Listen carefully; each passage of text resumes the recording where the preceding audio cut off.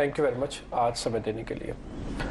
आगे बढ़ते हैं, अब टेक्निकल एनालिस्ट को अपने साथ जोड़ते हैं। आदित्य अरोड़ा तो जुड़ चुके हैं और राजेश जी हमारे साथ थोड़ी देर में जुड़ जाएंगे। आदित्य, शुक्रिया पहले तो समय देने के लिए। जरा आप पहले तो ये बताओ कि ये 18,200 250 पे क्या है निफ्टी के पास ऐसा कि इसको पार ही नहीं होने दे रहा। 21 दिसंबर से 21 जनवरी पार होगी सर, 1 महीना हो गया। बहुत शुक्रिया आपने बीच में मुझे शामिल करने के लिए। तो क्या है, तो कॉल राइटर है बहुत सारे, 18,000 पे, 18,100 पे, 18,200 पे। सिमिलरली बैंक निफ्टी में भी 43,000 पे हाईएस्ट कॉल राइटर्स खड़े हुए हैं। तो ये थोड़े 3-4 दिन से थोड़ी सी अनवाइंडिंग दिख रही है शॉर्ट्स की बाय एफआई, पर उससे पहले एफआई ने बहुत ज्यादा शॉर्ट पोजीशन बनाई थी, तो मार्केट बहुत हैवी है शॉर्ट के साइड। बहुत मुश्किल लग रहा है मार्केट को ऊपर बढ़ना, और कोई मेजर ट्रिगर भी नहीं है। इवेंट से पहले एक इक्विलिब्रियम बना हुआ है, काफी मार्केट में स्ट्रैडल सेलिंग हो रही है, एक ही लेवल पे कॉल पुट की काफी रेंज बनी हुई है, तो उस हिसाब से मार्केट एक दायरे में अटका हुआ है। और मार्केट में जो हैवी वेट्स है उससे ज्यादा स्ट्रेंथ भी देखने को नहीं मिल रही है। चाहे आप रिलायंस की बात करें तो आज भी काफी उसमें ब्लॉक डील हुई, एक अच्छी सेलिंग आई, और कई दिनों से रिलायंस में काफी सारी ब्लॉक डील्स हो रही है, साथ साथ में भाव भी नीचे गिर रहा है। सिर्फ बाजार को एचडीएफसी ट्विंस का सहारा है। बाकी तो आप मेजर हैवी वेट्स की बात करें तो वो उसमें अच्छा खासा गिरावट देखने को मिल रही है, मतलब साइडवेज टू नेगेटिव बायस देखने को मिल रहा है। और मार्केट ब्रेथ भी कोई खास नहीं है, सिर्फ गिने चुने स्टॉक है जो अच्छा परफॉर्म कर रहे हैं। बाकी जो स्मॉल कैप मिड कैप का आपको सहारा चाहिए, जो स्ट्रेंथ चाहिए एक अच्छी फोर्सफुल बजट रैली देखने के लिए, वो मिसिंग है। तो एक बार बाजार में एक अच्छा ब्रेकआउट देखने को मिले तो एक अच्छी तेजी की हम आशा रख सकते हैं as a budget pop. But जब तक वो नहीं है तब तक थोड़ा सा बाजार साइडवेज टू कंसोलिडेशन मार्केट में एक फंसा हुआ है। तो एक बड़ा ब्रेकआउट कहाँ से मिल सकता है? यही तो बात आप सुबह भी कर रहे थे, आज निकुंज भी कह रहे थे कि बड़ा ब्रेकआउट कहाँ से मिल सकता है, बाजार के रेजिस्टेंस जोन कैसे क्रॉस होंगे। ठीक है आदित्य, लेकिन स्टॉक स्पेसिफिक क्या स्ट्रैटेजी है आपकी आज?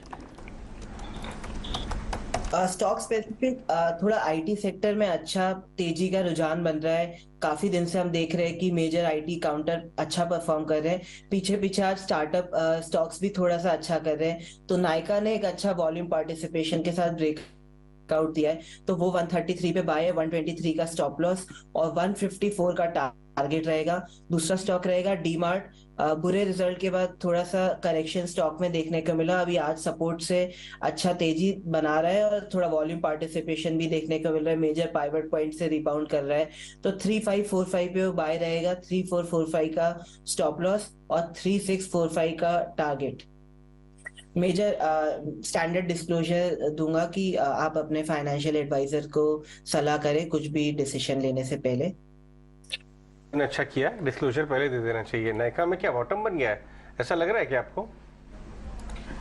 यस, आप अगर 3-4 दिन से देखें तो गिरावट बहुत मतलब लिमिटेड रह रही है, और जो तेजी देखने को मिल रही है जैसे आज देखने को मिली, तो इतने दिन का डाउनवर्ड मोमेंट उसने स्नैप कर दिया एक दिन में, वो भी बहुत अच्छे वॉल्यूम के साथ। अगर आप देखें तो 30-40 दिन का मेजर वॉल्यूम आज देखने को मिला है, तो मींस बायर्स काफी एग्रेसिव है इस काउंटर में। हो सकता है इसमें अपसाइड मोमेंटम बना रहे, ऑल्दो मार्केट के साइड से सपोर्ट नहीं मिल रहा है इंडेक्स लेवल पे, बट स्टॉक स्पेसिफिक काफी अच्छा बुलिश स्ट्रक्चर बन रहा है इसमें। ठीक है, ये बजट से ठीक पहले कुछ कुछ ऐसे शेयर्स होते हैं जहाँ पे ट्रेडर्स काफ़ी पोजीशंस बनाते हैं। बीएचईएल 2-3 दिन से तो कुछ ऐसी एग्रेशन दिखा रहा है, वॉल्यूम के साथ भी दिखा रहा है। एक बार आप इसको चेक करेंगे, बजट तक रखना चाहिए इसको। राजेश भी हमारे साथ, दिव्य राजेश पालविया। राजेश जी आप जुड़ गए हैं क्या? आ रही है आपको आवाज? अरे वाह सर, माफी चाहता हूँ सर, आप तक मैं नहीं आ पाया, मेरे को लगा शायद आपकी आवाज नहीं आ रही है। आपकी तो बहुत खूबसूरत और बहुत बहुत शानदार आवाज आ रही है। तो सर फिर हम नहीं पूछ रहे, आप ही जरा बताओ आपने कौन से शेयर ढूंढे हैं? आपने ना पूछ के भी पूछ तो लिया, लेकिन ठीक है। हमने 3 शेयर चुने हैं और तीनों तेजी के हैं। पहला स्टॉक ऑटोमोबाइल से है, बजाज ऑटो। काफी स्ट्रॉन्ग बाइंग एक्शन आज के सेशन में देखने को मिली। मारुति के बाद ये दूसरा स्टॉक है जहां पे ऑटोमोबाइल सेक्टर में एक अच्छा मोमेंटम आज बनते हुए दिख रहा है, और स्टॉक अब अपने 50 to 100 डे मूविंग एवरेज के ऊपर क्रॉस करते हुए दिख रहा है। 3750 3780 तक की अपसाइड हम एक्सपेक्ट कर रहे हैं बजाज ऑटो में। स्टॉप लॉस होगा 3635 के आसपास। जो दूसरा स्टॉक बाय करना है वो है इंडिया मार्ट का। ये स्टॉक में देखें तो थर्ड वीक है जहाँ पे हायर हाई फॉर्मेशन बनते हुए दिख रहे हैं, और स्टॉक में जिस तरीके से मोमेंटम बना है अब पिछले 2-3 ट्रेडिंग सेशन से, ये हमें लगता है स्टॉक एक अच्छा मोमेंटम अपने प्रीवियस स्विंग हाई की तरफ कंटिन्यू करते हुए दिख सकता है। अपसाइड के target trading point of view से 4780 तक का एक्सपेक्ट कर रहे हैं। स्टॉप लॉस होगा 4650 के आसपास। और तीसरा स्टॉक होगा HDFC लिमिटेड। ये स्टॉक में सीरीज के आखिरी पड़ाव पे भी देखें तो स्टॉक एक अपने सीरीज के हाईएस्ट पॉइंट पे ट्रेड करते हुए दिख रहा है। वीकली सेटअप में ऑलमोस्ट 8 से 10 वीक का एक कंसोलिडेशन रेंज का ब्रेकआउट यहाँ पे कैरी होते हुए दिख रहा है। तो जिस तरीके की यहाँ पे स्ट्रेंथ पिछले 3 वीक से हमने यहाँ पे देखी है और जो ब्रेकआउट हुए एक रेंज के, हमें लगता है HDFC लिमिटेड एक अच्छा मोमेंटम कंटिन्यू करेगा टुवर्ड्स एक्सपायरी, और हमें लगता है कि यहाँ से एक्सटेंड भी होते हुए दिख सकता है। 2835 तक की अपसाइड के target trading point of view से आते हुए दिख सकते हैं। स्टॉप लॉस होगा करीब 2745 के आसपास। HDFC पर आप यहाँ कॉल दे रहे हैं, ठीक है। HDFC ट्विंस अच्छा चल भी रहे हैं, HDFC बैंक में भी अच्छी मूवमेंट है, और Bajaj auto before the numbers, Bajaj auto के नंबर्स आने हैं और हमें जो एक एस्टिमेशन है उसके हिसाब से थोड़ी सी वॉल्यूम कॉन्ट्रैक्शन हो सकती है। टाटा मोटर्स के कल नंबर है और इंडिया मार्ट आप तीसरा काउंटर जो दे रहे हैं। तीनों बाय कॉल्स आपकी तरफ से राजेश, चलिए ठीक है। तो ये तो 3 कॉल्स, ये तो हमारे एक्सपर्ट्स की रिकमेंडेशंस हो गई, लेकिन एट द सेम टाइम कुछ स्टॉक्स कंजम्पशन बेस्ड स्टॉक्स में वापस आते हुए दिखाई दे रहे हैं। टाइटन जैसे स्टॉक्स में आज आधा % की मूव है। राजेश के ये पीछे की जो डाउनटर्न थी, अब ये जो एक फेज से चल रहा था उससे अब बाहर आता हुआ दिख रहा है। Good afternoon Priyanka ji. नहीं, अभी तो टाइटन में वीकनेस बनी हुई है फिलहाल। अगर हम देखें तो यहाँ पे ये 3rd-4th वीक है जहाँ पे टाइटन एक सेलिंग प्रेशर यहाँ पे दिखाते हुए दिख रहा है, और अगर स्टॉक को देखें तो एक डाउन स्लोपिंग चैनल का भी ब्रेकडाउन लोअर साइड पे होते हुए दिखा है। वीकनेस तो अभी है, छोटा मोटा एक पुलबैक जरूर बना है, बट अभी ये सब्सटेंशियल पुलबैक नहीं है जहाँ पे स्टॉक एक अपने सेलिंग प्रेशर से बाहर निकलता हुआ दिखे। इसको जब तक स्टॉक में अब 2450 के ऊपर जब तक स्टॉक सस्टेन नहीं होगा, छोटे मोटे उछाल में वापस सप्लाई आते हुए दिख सकती है। तो हम यहाँ वेट करेंगे, अभी बाय नहीं करेंगे। अभी भी हमें लगता है कि थोड़ा यहाँ पे करेक्शन एक्सटेंड हो सकता है। यहाँ पे अगर ये लेवल टूटते 2320 के लेवल अगर टूटते तो ये करेक्शन और भी एक्सटेंड होते हुए दिख सकता है। तो वेट करेंगे, अभी स्टॉक में फर्दर अभी ऐड करने की सलाह नहीं है। मोटर्स में हालांकि रिजल्ट्स आने वाले हैं, रिजल्ट का मीनिंग कम हो गया जब से उन्होंने भयंकर गाइडेंस दी कैश फ्लो इंप्रूव होने की। JLR के जो सबसे बड़ा हिस्सा इसके पूरी वैल्यू का है, 3.5% ऊपर है स्टॉक रिजल्ट्स के पहले। किस तरह की पोजीशंस बनी हुई हैं, ट्रेड कैसा हो रहा है, ये आदित्य से डिस्कस करेंगे। लेकिन एक बार सृष्टि से जान लेते हैं कि बाजार की नजर किस नंबर्स पर रहेगी। सृष्टि बताइए। जी हाँ, नजर है टाटा मोटर्स के नतीजों पे, क्योंकि लगातार 7 क्वार्टर्स घाटा पोस्ट करने के बाद इस बार उम्मीद लगाई जा रही है कि कंपनी फाइनली बॉटम लाइन में एक मुनाफे का फिगर शायद दिखा दे। इस बार हम उम्मीद कर रहे हैं कि जो फाइनेंशियल्स हैं वो तिमाही दर तिमाही सुधरते हुए नजर आने चाहिए, और इसके पीछे की सबसे बड़ी वजह है जिस तरीके से JLR के वॉल्यूम्स इंप्रूव होते हुए नजर आए हैं, क्योंकि कहीं ना कहीं अब तक वही सबसे बड़ा ड्रैग रहे हैं कंपनी के नतीजों पे। वॉल्यूम्स के लिहाज से JLR की वॉल्यूम्स में साल दर साल करीब 14% की बढ़त देखने को मिली है, पर तिमाही दर तिमाही भी 5% का हमने सुधार देखा है। इंडिया बिजनेस साल दर साल बढ़ता हुआ जरूर नजर आया है वॉल्यूम के फ्रंट पे, पर तिमाही दर तिमाही थोड़ा सा सुस्ती देखने को मिला। पर अगर कंसोलिडेटेड लेवल पे हम बात करें तो यहाँ पे कंपनी की जो आय है वो तिमाही दर तिमाही 4% बढ़ती हुई हमें नजर आनी चाहिए। 82,738 करोड़ हमारी उम्मीद है। EBITDA में करीब 45% की हम ग्रोथ की उम्मीद कर रहे हैं। 8973 करोड़ ये आंकड़ा आते हुए दिख सकता है, और मार्जिन के फ्रंट पे सभी सेगमेंटल परफॉर्मेंस जो है वो बेहतर होती हुई हमें नजर आ सकती है। इसका सबसे बड़ा रीजन तो जो कच्चे दाम के लागत में जो इन्फ्लेशन था वो धीरे धीरे करके अब कम हो रहा है, और साथ ही प्रोडक्ट मिक्स भी बेहतर साइड पे हमें आते हुए दिखा है, और कंसोलिडेटेड बेसिस पे करीब 10.8% कंपनी का मार्जिन रहना चाहिए। और आखिरी में प्रॉफिट के फिगर की अगर हम बात करें जिसका आप इंतजार कर रहे थे, तो अब तक तो लॉस की श्रेणी थी ही।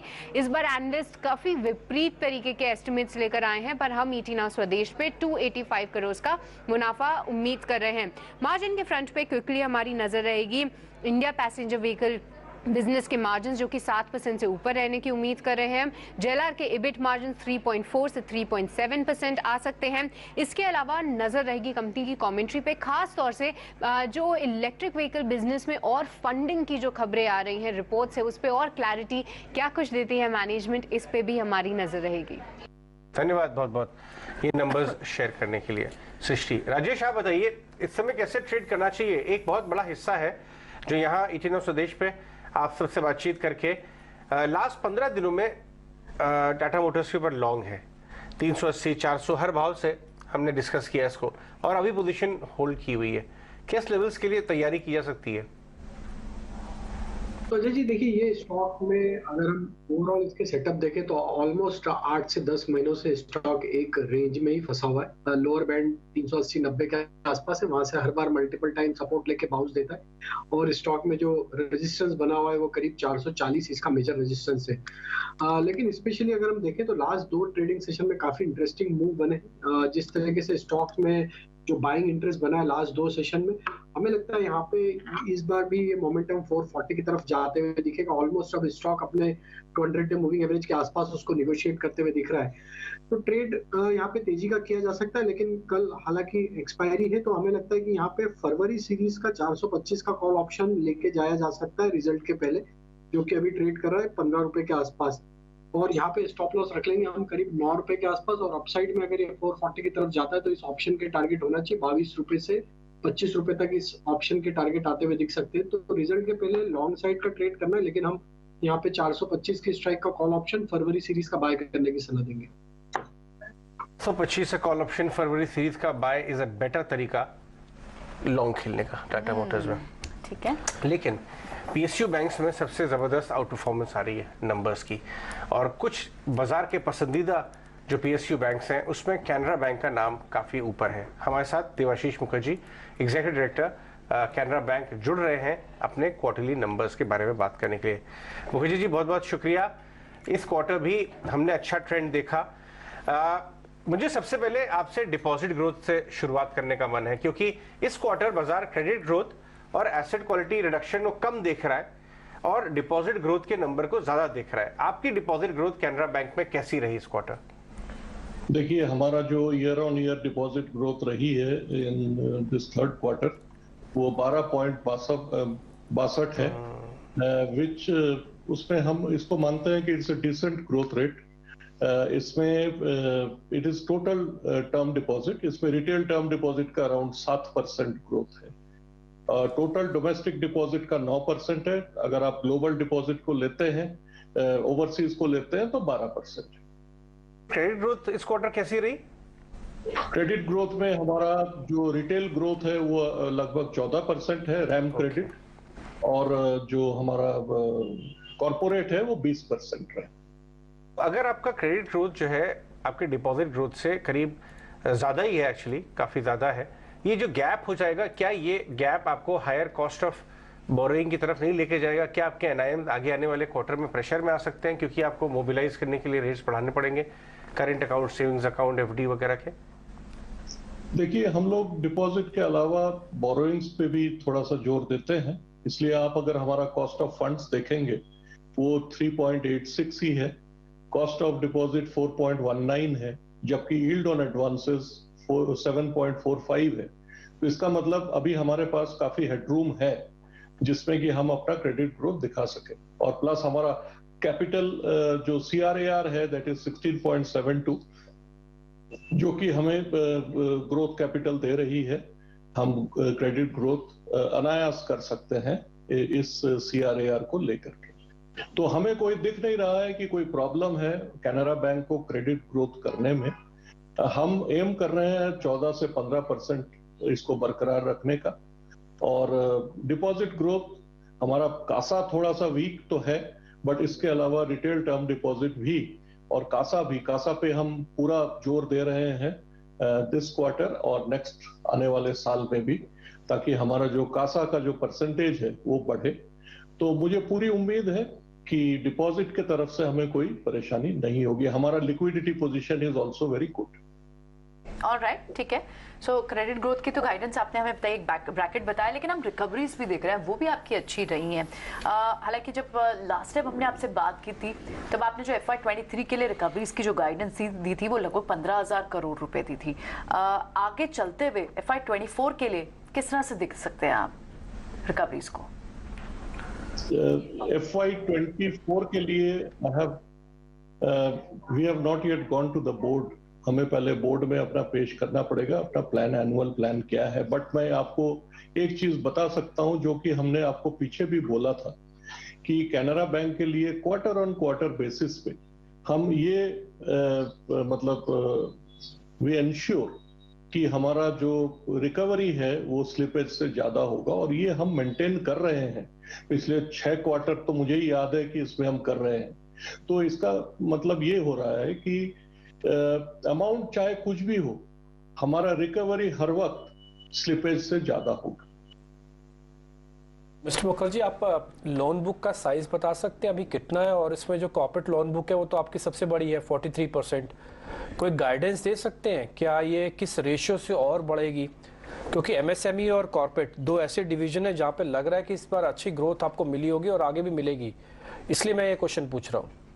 देखिए, हमारा जो रैम और कॉर्पोरेट का जो प्रोपोर्शन, जो रेशियो है, वो 55-45 ऑन एन एवरेज हम मेंटेन कर रहे हैं।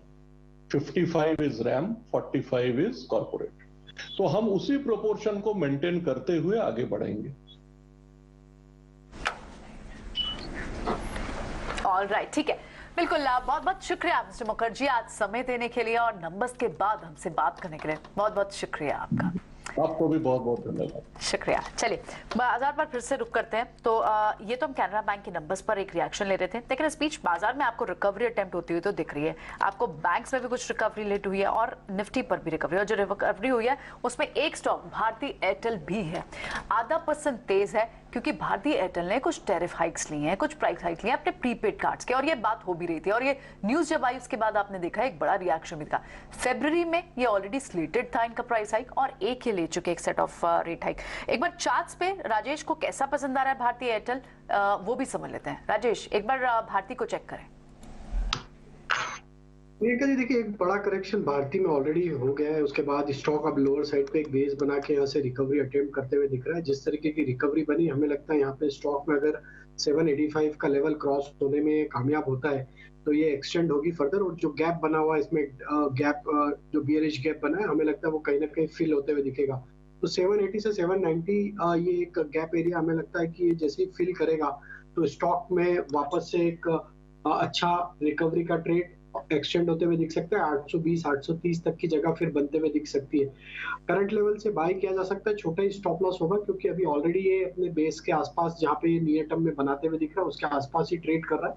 स्टॉप लॉस हम सजेस्ट करेंगे यहाँ पे 760 के आसपास। पहला टारगेट 790 का, अगर वो लेवल क्रॉस होते हैं तो 820 830 तक ये मूव आते हुए दिख सकता है। तो एक अच्छी क्वालिटी का स्टॉक एक करेक्शन के बाद एक अट्रैक्टिव लेवल पे अवेलेबल है। तो हमें लगता है कि यहाँ पे बिल्कुल बाय करना चाहिए क्योंकि लॉन्ग टर्म सेटअप तो इसके बुलिश है। नियर टर्म में जरूर एक कमजोरी बनी है और ये अपॉर्चुनिटी जैसा यूज करना चाहिए इसको बाय करने के लिए। अभी थोड़ी देर पहले ही पीएनबी हाउसिंग के नंबर्स भी आए हैं, और हाउसिंग के नंबर आने के बाद शेयर में एकदम से सडन स्पाइक भी आया है। एक बार आप आदित्य आप चेक करेंगे पीएनबी हाउसिंग, इसको बीटीएसटी में कन्वर्ट कर दें पोस्ट नंबर्स। पीएनबी हाउसिंग में अच्छी तेजी आई है जैसा आप बता रहे हैं। 556 है, यस, इसको कन्वर्ट कर सकते हैं बीटीएसटी में विद स्टॉप लॉस ऑफ 525। चलिए ठीक है। कमाल है, ये बड़ा इंटरेस्टिंग रिएक्शन हो रहा है रिम्पी। पीएनबी में अच्छे रिजल्ट के बाद 5% ऊपर है, और दूसरे जो कुछ और ये आप लेके आइए कुछ और PSU banks, result reaction all over the place है। इसका नंबर अच्छा है, या साउथ इंडियन का नीचे है, जेएनके का उस दिन नीचे है, महाराष्ट्र बैंक का एक दिन पहले 10% चला, नेक्स्ट डे गिर गया 5%। तो एसबीआई डेज लो पे है। काफी इंटरेस्टिंग, इस बार मिक्स्ड रिएक्शन आ रहा है। के भी नंबर आया तो उनका प्रोविजन भी बढ़ के आया तो उसको भी पनिशमेंट मिल गई। दिखाइए जरा टेक्टर साहब, एसबीआई कार्ड भी एक बार दिखाइए। आधे घंटा 1 घंटा पहले ही नंबर आया एसबीआई कार्ड का भी, और वो प्रोविजन लेकिन प्रॉफिट ग्रोथ अच्छी आई है। तो बाजार इससे बढ़ते हुए प्रोविजन की तरफ देख रहा है एसबीआई कार्ड। ये देखिए डेज लो की तरफ। लेकिन ये वैसे पसंदीदा स्टॉक है बाजार का, इस पे आपने चेक लिया है कोई? नहीं, इस पे चेक नहीं लिया। एक बार एक काम करते हैं, राजेश जी से पता कर ही लेते हैं। राजेश सर, ये एसबीआई कार्ड के अंदर जो डैमेज हुआ है, डैमेज इन द सेंस 2-2.5% जो नीचे आया है, ये कुछ ज्यादा कंसर्न वाला तो नहीं है ना? डिम्पी जी देखिए, यहाँ पे सप्लाई जरूर बना है, लेकिन हमें लगता है स्टॉक एक अच्छे सपोर्ट के आसपास ट्रेड कर रहा है। इसके मेजर सपोर्ट जो बने हुए हैं करीब 730 725 के आसपास है। अगर वो लेवल नहीं टूटते तो हमें लगता है ये सेलिंग यहाँ पे एब्जॉर्ब होते हुए दिखेगी और वापस पुल बैक का ट्रेंड बनेगा। हालांकि ओवरऑल स्ट्रक्चर देखें तो अभी पिछले कुछ महीनों में हमने देखा है कि स्टॉक में करेक्टिव जो फेज चल रहा है वो अभी ओवर नहीं हुआ है। तो ये जो हमें लगता है कि एक जो डिप मिली है ये यहाँ पे करीब 725-730 के आसपास ये रुकना चाहिए, वहां पे इसको वापस रिव्यू करेंगे। अगर वहां पे ये सपोर्ट होल्ड कर लेता है तो वहां से एक पुल बैक का ट्रेंड बनेगा और वहां पे नेक्स्ट टारगेट हायर साइड का फिर पुल बैक में होगा 770 तक। तो थोड़ा सा डिप का वेट करें, 15-20 रुपए हमें लगता है और यहाँ पे गिरावट आ सकती है, वहां पे इसको रिव्यू करना चाहिए। 15 से 20 रुपए तक की आपको लगता है और गिरावट का एक जगह है, नहीं तो उसके बाद तो कुछ ज्यादा नुकसान तो नहीं आएगा। खैर संजीव बसीन इस बीच हमारे साथ जुड़ रहे हैं, आइए करते हैं उनका स्वागत।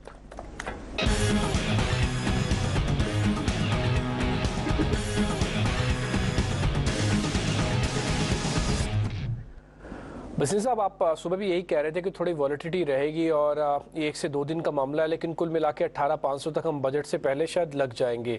एक तो सर वापस से देख लीजिए इंडेक्स को, आपका व्यू पॉइंट, और दूसरा कोई शेयर या कोई अपडेट आप देना चाहें।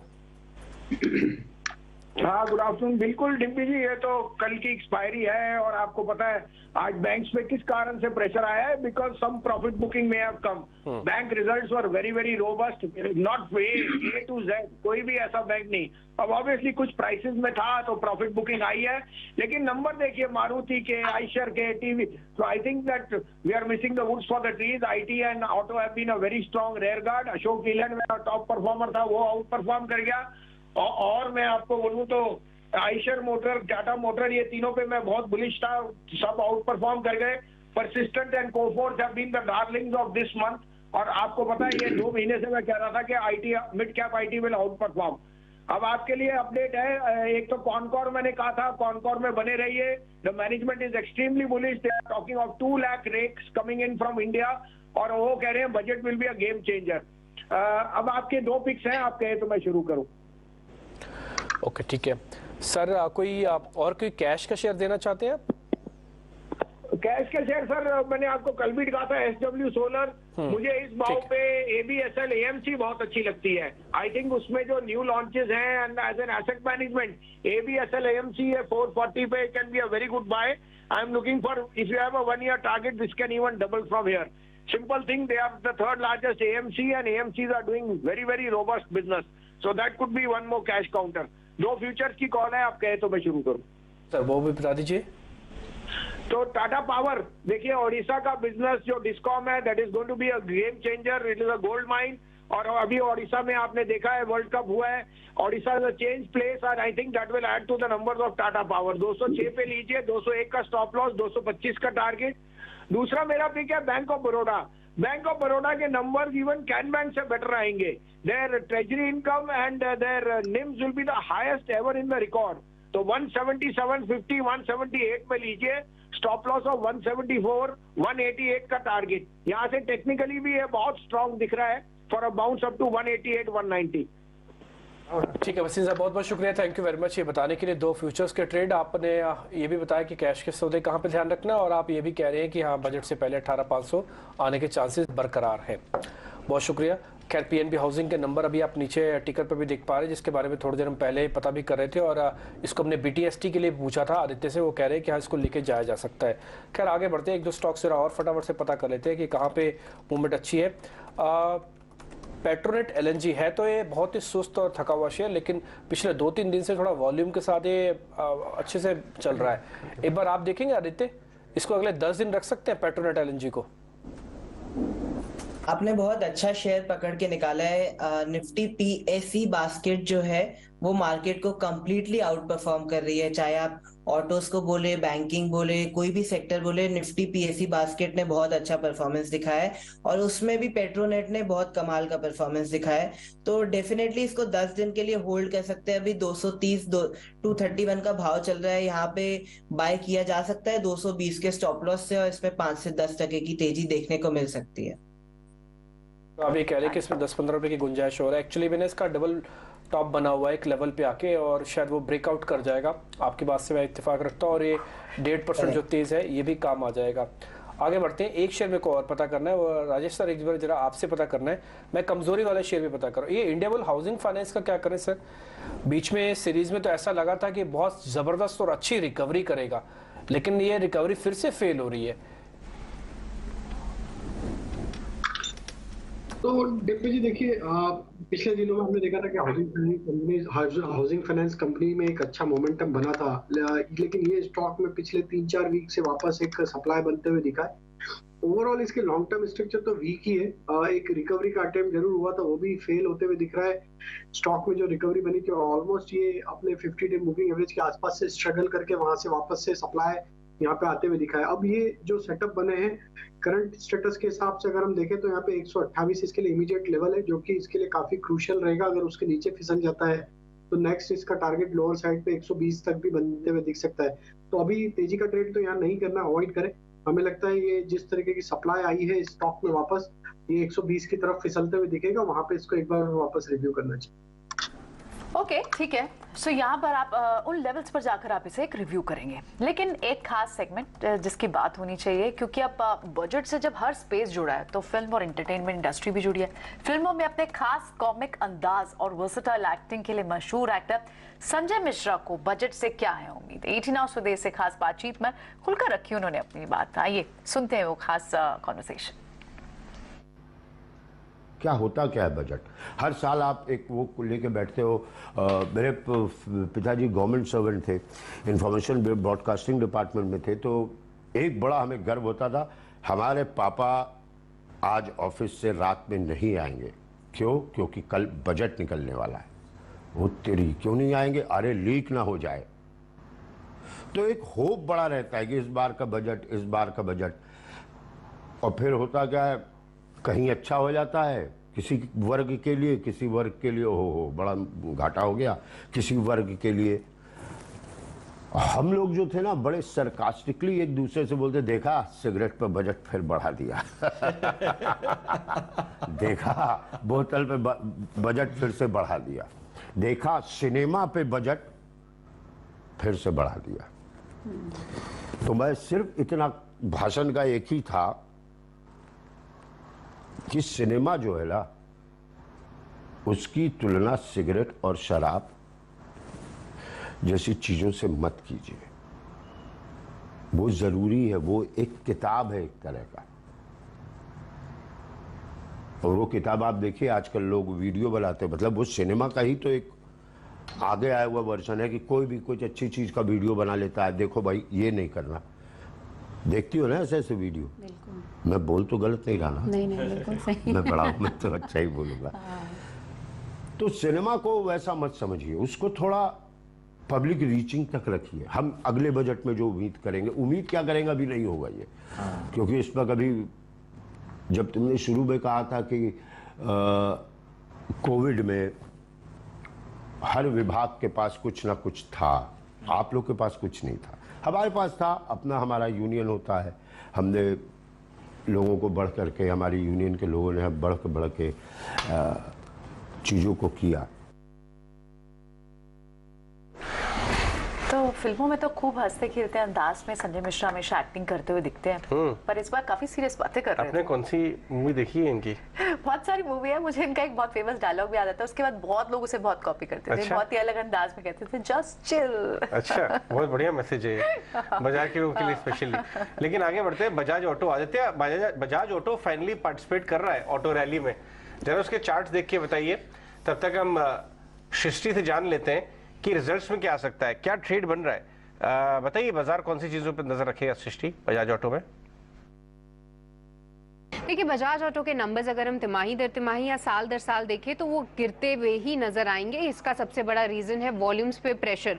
क्लियरली वॉल्यूम्स जो है वो 17% साल दर साल वहां पे गिरावट देखने को मिली थी, और तिमाही दर तिमाही भी ओवरऑल वॉल्यूम्स जो है 15% कम होती हुई नजर आई हैं। अब इसमें सिल्वर लाइनिंग क्या है? सिल्वर लाइनिंग ये है कि कंपनी का प्रोडक्ट्स मिक्स जो था वो कहीं ना कहीं बेहतर था। जो 3 व्हीलर वॉल्यूम्स थे वो बेहतर थे, वो सपोर्ट कर रहे थे। जो डोमेस्टिक वॉल्यूम्स थे वो सपोर्ट कर रहे थे, पर एक क्लियर लैगा सेफगार्ड और प्रेशर पॉइंट जो था वो कंपनी के ओवरसीज बिजनेस, यहाँ एक्सपोर्ट्स का मार्केट था, जो कि साल दर साल उसकी वॉल्यूम्स में ही आप देख सकते हैं 30% से ज्यादा की गिरावट आती हुई दिखी है और तिमाही दर तिमाही में भी कोई इंप्रूवमेंट हुआ नहीं है। क्लियरली ये सारे फैक्टर्स कंपनी के नंबर्स को इम्पैक्ट करेंगे। आय के फ्रंट पे हम 13% की तिमाही दर तिमाही गिरावट की उम्मीद कर रहे हैं, 8852 करोड़ हमारा अनुमान है। EBITDA के फ्रंट पे 12.5% की वहां पे कटौती 1540 करोड़ आ सकता है, पर मार्जिन के फ्रंट पे एक रेजिलियंस और एक मजबूती हम देख सकते हैं, क्योंकि सारे प्रेशर पॉइंट्स के बावजूद जिस तरीके से कंपनी प्राइस हाइक्स ले रही है, पिछले क्वार्टर में भी 17% के मार्जिन थे, इस बार भी हम 17% की ही उम्मीद कर रहे हैं। और ठीक है आदित्य, बताइए बाजार के रिजल्ट के पहले अगर बाजार में आज के ट्रेडिंग सेशन में लॉन्ग पोजीशन ली है तो अभी क्योंकि डेज हाई पे आ चुका है, आज ही दे जाए या कैरी करना चाहिए? रिजल्ट से पहले थोड़ा सा रिस्की ट्रेड हो सकता है, क्योंकि रिजल्ट के बाद हो सकता है ज्यादा तेजी या ज्यादा मंदी भी हो सकती है। पर टेक्निकल बेसिस पे मैं बात करूं तो एक अच्छा ब्रेकआउट चार्ट में देखने को मिल रहा है। ऑल्दो बजाज ऑटो हमेशा एक अंडर परफॉर्मर रहा है कुछ सालों से, बट गिवन दैट अभी वापस ऑटो सेक्टर की वापस तेजी में कमबैक देखने को मिल रहा है। जैसे हमने जून जुलाई में जो तेजी की शुरुआत देखी थी वो ऑटो से देखी थी। Again ahead of budget auto sector he lead कर रहा है, चाहे आप वो टाटा मोटर्स की बात करें या फिर अभी आप बजाज ऑटो की बात करें। तो अच्छा लग रहा है चार्ट पे। 3600 का सपोर्ट है, उसके वो एसएल लगा के इसमें एक रिस्की ट्रेड लिया जा सकता है, क्योंकि रिजल्ट के बाद रिजल्ट कुछ भी देखने को मिल सकता है। ऊपर के साइड लेवल 3800 3750 के देखने को मिल सकते हैं। क्या इसकी क्लोजिंग अच्छी है? और ज़्यादातर अब बजाज के शेयर्स में, चाहे बजाज फाइनेंस हो, चाहे फिनसर्व हो, चाहे बजाज ऑटोज हो, उन सभी के अंदर धीरे धीरे करके बाइंग तो आई है। सोना कॉमस्टार के नंबर भी आप नीचे टिकर पे देख पा रहे होंगे। 130 करोड़ से इनका बीटा, जिसको हम ऑपरेटिंग प्रॉफिट्स कहते हैं, वो 186 करोड़ का आया और इनकी कंसोलिडेटेड आय वो 486 करोड़ से ऑलमोस्ट 750 करोड़ रुपए के आसपास हुई है। सोना कॉमस्टार इसी अच्छे नंबर्स की बदौलत 4.5% अब ऊपर आ चुका है। एक बार राजेश सर देखेंगे, कैश का शेयर है सोना कॉमस्टार, क्या करें इसको? BTST करें या फिर रिजल्ट्स के बाद बेचना है? तो देखिए, नंबर के बाद एक रिएक्शन अच्छा आया, पॉजिटिव आया, और जिस तरीके का रिएक्शन है हमें लगता है थोड़ा एक्सटेंड होते हुए दिख सकता है। पुल बैक ये आना चाहिए स्टॉक में 445 450 की तरफ, वहां पे प्रॉफिट बुक करने की सलाह है, क्योंकि ओवरऑल स्टॉक के स्ट्रक्चर तो वीक है। जरूर रिकवरी बनी है लोअर साइड से। जिनके पास भी लोअर साइड पे बाय किया हुआ पोजीशन है, स्टॉप लॉस को यहाँ पे ट्रेल करके 429 पे ले आए, और अपसाइड में अगर 445 की तरफ आता है तो प्रॉफिट बुकिंग वहां से स्टार्ट कर सकते। ये पूना फिनकॉर्प को लेके आई है। पूना फिनकॉर्प की कमेंट्री आज स्टॉक के ऊपर बढ़िया गई है, और देखने वाली बात यह है कि फाइनेंशियल प्रेशर में आए, लेकिन पूना वाला बहुत ज्यादा गिरा नहीं, 4-5% के दायरे में तेज कर रहा है, अभी भी 4% ऊपर है। आदित्य, जरा इसके चार्ट्स देखें, बताएं कि ये थोड़े कंसोलिडेशन के बाद बाहर निकल रहा है, क्या ये ऊपर जाएगा? आपने एक्चुअली बहुत अच्छा शेयर पकड़ के निकाला है, जो एक्चुअली एक आउट परफॉर्मर रहा है फाइनेंस स्पेस में। इसके डायरेक्ट पेयर की बात करें या जो साथ में कंपनीज की बात करें, बजाज फाइनेंस की बात करिए, आप बजाज फिनसर्व की बात करिए, तो बहुत बड़ा मेजर अंडर परफॉर्मेंस देखने को मिला है, जो बताता है कि इकोनॉमी में एक्चुअली रियल पेन है।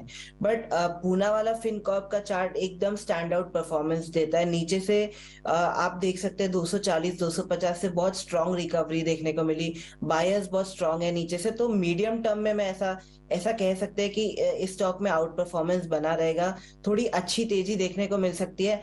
आफ्टर कमेंट्री आज स्टॉक में प्रॉफिट बुकिंग देखने को मिली है, तो एक बार 310-315 का रेजिस्टेंस स्टॉक क्लियर कर लेता है तो इसमें 5 से 15% की तेजी देखने को मिल सकती है। ऑलराइट, ठीक है। कुछ और स्टॉक्स भी देखते हैं। आज डिलीवरी का काउंटर 4% की गिरावट आपको डिलीवरी के काउंटर पे दिख रही है।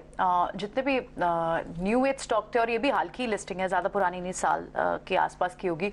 डिलीवरी में भी हमें याद है कि काफी सारे कंसर्न्स बने, इसमें भी इसके भी एंकर लॉक इन खुला तो ब्लॉक्स हुए, ब्लॉक से आगे हालांकि थोड़े बहुत बाहर भी थे, लेकिन अब भी इसमें एक बड़ी गिरावट तो बनी हुई है और आज 4% गिरा हुआ है। क्या इसमें और सेलिंग प्रेशर दिख रहा है आपको? राजेश, चार्ट्स पे कैसे दिख रहा है? स्टॉक पे कंटिन्यूस एक डाउन ट्रेंड तो बना हुआ है। जिस तरीके से स्टॉक अपने लोअर बैंड के आसपास ही ट्रेड कर रहा है, हमें लगता है कि स्टॉक में जो इमीडिएट सपोर्ट एरिया है वो करीब 306 के आसपास है। अगर वो लेवल टूट जाएंगे तो स्टॉक में फर्दर एक्सटेंड होते हुए दिख सकता है डाउनसाइड, जो कि नेक्स्ट लेवल इसका 290 इवन 285 की तरफ भी आते हुए दिख सकता है।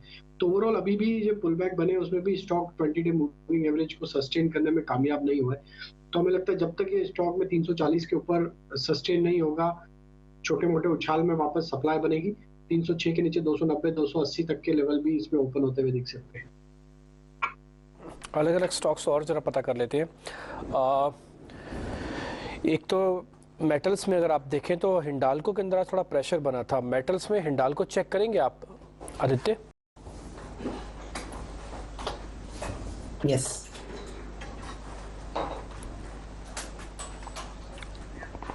आवाज आ रही है आदित्य? एक बार जरा बताएंगे हिंडाल्को पे क्या करें, डेज लो पे जा रहा है।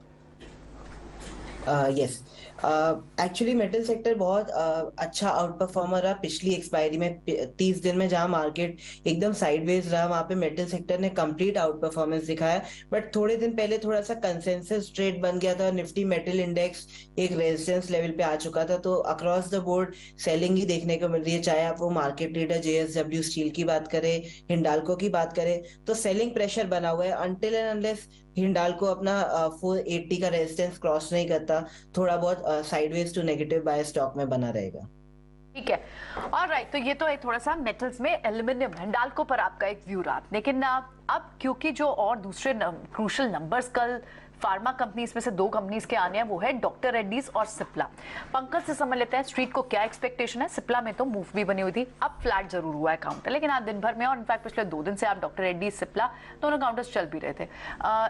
बताएं पंकज, क्या एक्सपेक्टेशन होनी चाहिए, दोनों काउंटर्स कैसे परफॉर्म कर सकते हैं?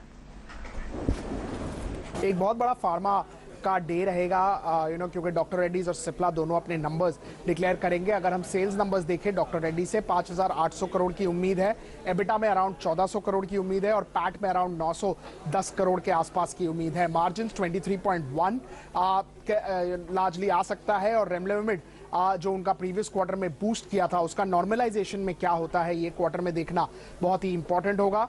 अगर हम सिप्ला देखें, 6,000 करोड़ के सेल्स के एक्सपेक्टेशन है और PAT number of close to about 880 crore. But US business, India business दोनों को अलग अलग देखना पड़ेगा। यूएस में $187 मिलियन का सेल्स एक्सपेक्टेड है। इंडिया में बिकॉज इनके बहुत सारे रेस्पिरेटरी ड्रग्स है तो जनरली दिसंबर क्वार्टर काफी इनका स्ट्रॉन्ग रहता है, तो उसकी वजह से इंडिया में भी ग्रोथ काफी हद तक एक्सपेक्टेड है। इन टर्म्स ऑफ मार्जिन 22.7 की उम्मीद है और एक इंपॉर्टेंट फार्मा डे होगा as far as doctor Reddy plus Cipla is concern. ठीक है, ऑल राइट। तो ये तो नंबर्स की एक्सपेक्टेशन हुई। अब एक बार चार्ट्स पर देख लेते हैं, क्या सिप्ला या डॉक्टर रेड्डीज में से कोई ट्रेड यहाँ आदित्य को भी दिखता है? आदित्य, आपको यहाँ ट्रेड दिखते हैं?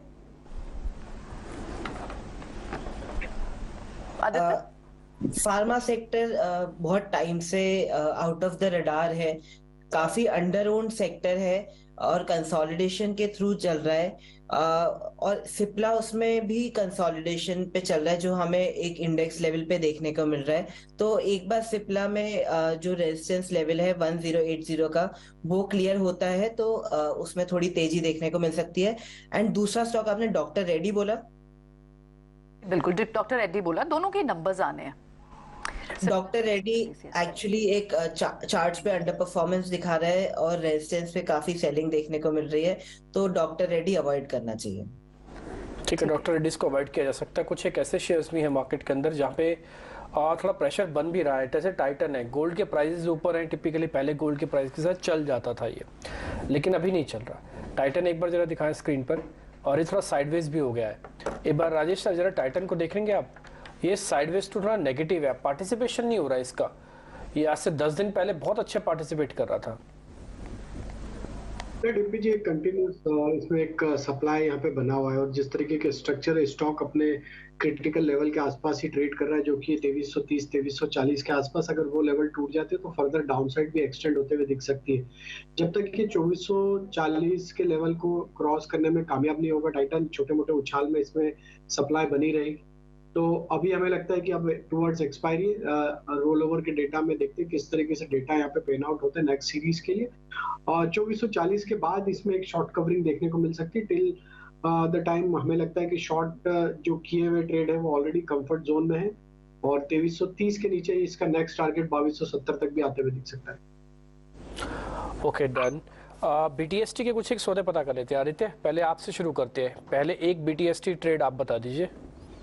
डिम्पी जी, मैं एक चीज ऐड करना चाहूंगा। आपने जैसे टाइटन के बारे में पूछा, तो मेरा एक व्यू है इस बारे में। मैं बोलना चाहूंगा कि जितने भी कंजम्पशन स्टॉक्स है या डिस्पोजेबल इनकम वाले रिलेटेड स्टॉक है, उसमें काफी अंडर परफॉर्मेंस देखने को मिल रहा है। चाहे आप वो टाइटन की बात करें, चाहे आप जुबिलेंट फूड की बात करें, चाहे आप एशियन पेंट्स की बात करें या बजाज फाइनेंस की बात करें, जितने भी डिस्पोजेबल इनकम वाले शेयर है वो काफी बैडली हिट है। तो मुझे लगता है कि ये थोड़ा सा नेगेटिव संकेत है जो बाजार दे रहा है ओवरऑल मार्केट ब्रेथ के रिगार्डिंग। ये थोड़ा सा एक नेगेटिव साइन दे रहा है। तो मेरा एक व्यू था, ये मैंने आपसे शेयर करना था। बिल्कुल। खैर, मैं आपसे एक बीटीएसटी का सौदा और एक्सपेक्ट कर रहा था। एक बीटीएसटी का ट्रेड और बता दीजिए आप। राइट, तो मुझे AWL अच्छा लग रहा है बीटीएसटी में। 573 के लेवल पे ये बाय कर सकते हैं और 540 का स्टॉप लॉस रहेगा और 630 का टारगेट रहेगा। हालांकि आज मेरे को लगता है सर्किट पे आया हुआ अदानी विल्मर, क्योंकि उसका शायद 5% का सर्किट है। एक बार मैं चेक भी कर लेता हूँ और पता भी लग जाएगा। यस, 5% का सर्किट है और आज ये सर्किट पे क्लोज हुआ है। लेकिन इसको आप बाय अब आपको कल ही करना होगा। कल आप मौका देख के इसको बाय कर लीजिएगा। अच्छा आदित्य, मान ले कल हमको मिल जाए, इसका सर्किट तो खुलेगा कल। ये डिप्टी जी, हाँ, सर्किट से निकल गया। हाँ, तो सर्किट पे आज तो लॉक है, तो मिलेगा कल। तो मेरे को ये बताओ, अगर मेरे को, चलो ठीक है, मैं आज बीटीएसटी नहीं वगैरह कर, इसको कल ही ले लूंगा मैं, तो मेरे को स्टॉप लॉस क्या रखना है इसका? 540 ना, 540। ठीक है, 540 जहां से एक्चुअली में आज ये चला है वही आपका एक स्टॉप लॉस है। यानी कि आज के 26-27 रुपए जो भी आपको दिख रहे हैं ऑलमोस्ट सर्किट वाले ही लग रहे हैं, तो ये आपको एक बार छोड़ के चल देना है, यानी कि ये आपका स्टॉप लॉस हो जाएगा। आगे बढ़ते हैं राजेश सर, एक बीटीएसटी आपसे। एक बीटीएसटी कैनफिन होम, यहाँ पे बीटीएसटी रहेगा। स्टॉक ने जिस तरीके से मूव दिया है, ये अपने प्रीवियस स्विंग हाई को आज ब्रेकआउट करने में कामयाब रहा है, जो कि थे इसके 560 के आसपास। अब 560 के ऊपर की क्लोजिंग आज के सेशन में बनते हुए दिख रही है। हमें लगता है नेक्स्ट टारगेट इसका 575 580 की तरफ आते हुए दिखेगा। कैनफिन होम पे बाय करने की सलाह। स्टॉप लॉस होगा करीब 552 रुपए के आसपास। एक्चुअली 2-3 दिन की जो शॉर्ट कवरिंग थे ना, वो आज आके रुकी है। अब कल का दिन फिर से चेक करना होगा कि शॉर्ट कवरिंग कंटिन्यू होती है या फिर ये सेलिंग का प्रेशर वापस आ जाएगा। मैं एक लेवल आपको बताता हूँ, 18,250 जब तक पार नहीं होगा, बड़े लेवल्स नहीं आएंगे शॉर्ट कवरिंग के। शॉर्ट कवरिंग की भी मर्यादा जिसे कह सकते हैं कि है, आज सुबह हमने वर्ड इस्तेमाल किया था और इसलिए हम कह रहे हैं क्योंकि शॉर्ट कवरिंग के बदौलत ब्रेकआउट्स नहीं होते। ब्रेकआउट के लिए आपको कहीं ना कहीं पहले लेवल्स अच्छे चाहिए जब पे सबका पार्टिसिपेशन चाहिए। इंडेक्स ऑप्शंस जो लोग बहुत अच्छे से ट्रैक करते होंगे तो उनको पता होगा 33,000 करोड़ रुपए की खरीदारी एफआईएस की तरफ से हुई है। हालांकि वो कैश में बेच रहे थे बट एफआईएस इंडेक्स में ऑप्शंस में बाय कर रहे थे। तो बाजार को ना जीने देंगे ना मरने देंगे वाला वो वाला कंसेप्ट है। ना तो सपोर्ट तोड़ेंगे ना रेजिस्टेंस को ब्रेक करने देंगे। ऊपर से विक्स 13.5 का कैसे टूटेगा सपोर्ट रेजिस्टेंस। खैर, फिर भी आप स्टॉक्स चर्निंग करते रहिएगा क्योंकि नंबर्स का सीजन भी चल रहा है। आज जैसे देखिए मारुति ने अच्छे नंबर्स बताए तो 250 रुपये का गेन आ गया, जबकि ये शेयर कल तक कंसोलिडेट कर रहा था। कल कहीं ऐसा सिग्नल नहीं दिख रहा था चार्ट में कि मारुति के अच्छे नंबर आएंगे। अब हम क्लोजिंग की तरफ बढ़ रहे हैं और प्रियंका आपको सीधा वॉल पे लिए चल रही है, वो आप बताएंगे कि इस समय क्लोज कैसे कर रहा है मार्केट। प्रियंका बताइए। बिल्कुल डिम्पी, अगर मारुति के अच्छे नंबर्स नहीं दिख रहे थे तो आज, लेकिन टाटा मोटर्स क्या कह रहा है? कल नंबर्स टाटा मोटर्स के आने हैं और इस वक्त आप टॉप गेनर्स देखें ना तो उसमें ऑटो पैक के काउंटर्स हैं। टाटा मोटर्स सबसे ज्यादा लीड कर रहा है क्योंकि कल नंबर्स हैं, और उसके अलावा दूसरा जो काउंटर जिसकी आप बात भी कर रहे थे मारुति, क्योंकि नंबर्स अच्छे आए। दूसरे जो गेनर्स की आप बात करें, हालांकि बाजार में जो जिन लेवल्स के पास हम खुले थे, जिस बढ़त के साथ हम खुले थे, वो गेन्स तो इरोड हुए हैं। बैंक्स ने अपनी बढ़त को खो दिया है, लेकिन एचडीएफसी बैंक की स्ट्रेंथ बनी हुई है। बड़ी जो गिरावट आज आपको बैंकिंग स्टॉक्स में दिख रही है वो एक्सिस बैंक से आ रही है क्योंकि post the numbers sell on news का ट्रिगर रहा। लेकिन दूसरे पहले गेनर्स की अगर हम बात करें तो कौन से दूसरे स्टॉक्स है जो लगातार गेन कर रहे हैं? एचडीएफसी बैंक जिसकी अभी हमने बात की। आईटी काउंटर्स में लगातार आप आज 7वां 8वां दिन हो गया है जब IT काउंटर्स परफॉर्म कर रहे हैं और गेनर्स में आज भी आपको HCL टेक पहले 5 काउंटर्स में HCL टेक का नाम भी है।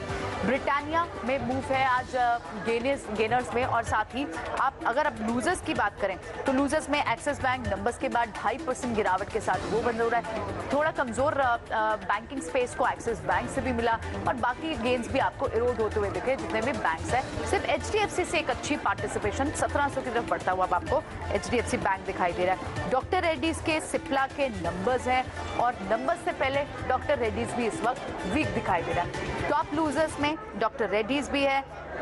मेटल से इस वक्त थोड़ी सी शाइन जाती हुई दिख रही है। हिंडाल्को भी बड़ा लूजर है इस वक्त निफ्टी का, और साथ ही पावर ग्रिड जैसे काउंटर्स में भी आपको प्रॉफिट बुकिंग दिख रही है। चाहे एल्यूमिनियम काउंटर्स हो, स्टील काउंटर्स हो, अभी फिलहाल थोड़े से प्रॉफिट बुकिंग तो अबाउट तो यहाँ दिख रहा है। लेकिन at the same time mid cap gainers में आज बात करें तो आपको अदानी विल्मर में आज अच्छी मूव दिखाई दे रही है। लगभग 5% की मूव आपको अदानी विल्मर में दिख रही है। सोना कॉमस्टार अभी हम इसे थोड़ी देर पहले डिस्कस कर रहे थे, लेकिन नंबर्स का भी ट्रिगर होता है, वहां पर भी आपको एक बड़ी मूव दिख रही है। और पूना वाला फिनकॉर्प अच्छे नंबर्स आने के बाद ग्रोथ की गाइडेंस, मार्जिन की गाइडेंस जो कंपनी ने बढ़ाकर दी अगले 3 साल के लिए, वो बाजार को काफी पसंद आई और वहां पर एक बड़ी मूव आपको दिख रही है। क्रॉम्पटन ग्रीव्स में आपको मूव दिख रही है। और साथ ही आज क्लोज अगर आप लूजर्स की बात करें तो बड़े मिड कैप लूजर्स में आपको स्टॉक्स लाइक डिलीवरी का नाम जरूर दिखाई दे रहा है। सो ओवरऑल बाजार ने अब भी अपने क्रूशियल लेवल्स को मेंटेन किया हुआ है जो कि 18,100 के लेवल्स हैं, उसके ऊपर ही बंद होता हुआ आज भी दिखाई दे रहा है। लेकिन फॉर श्योर जो गेन्स थे सुबह के वो आपको इरोड दिख रहे हैं। स्पेसिफिक एक्शन अर्निंग्स का दिख रहा है। आप टाटा मोटर्स को देखें before the numbers, Maruti post the numbers, Poona वाला पोस्ट द नंबर्स, इन सब में आपको भरपूर एक्शन देखने को मिल रहा है। सो ओवरऑल लार्ज कैप्स में और मिड कैप स्पेस में आज आपको पार्टिसिपेशन दोनों साइड पे, ड्रैगर्स की साइड पे भी और साथ ही आपको मूवर्स की साइड पर भी ऑटो से भी दिखी और साथ ही मेटल से भी दिखाई दी, बैंक से भी दिखाई दी। लेकिन जो पैक अभी फिलहाल अच्छा तेज दिखाई दे रहा है क्लियरली वो IT है जो cross large cap mid cap में आपको अभी तेज दिखाई दे रहा है। ओवरनाइट क्या क्यूज होंगे कल इस पर हम रिएक्ट करेंगे। कल एक्सपायरी भी है इस हफ्ते की और इस महीने की, क्योंकि थर्सडे को बाजार बंद है, तो देखना होगा कि कल कितनी वॉलेटाइल पोजीशन रहती है। लेकिन फिलहाल दोनों एक्सपर्ट्स का, राजेश का, आदित्य का बहुत बहुत शुक्रिया, आज आपने समय दिया और ये सारी स्ट्रैटेजी हमसे डिस्कस की। कल ओपनिंग में फिर होगी आपसे बात। नमस्कार।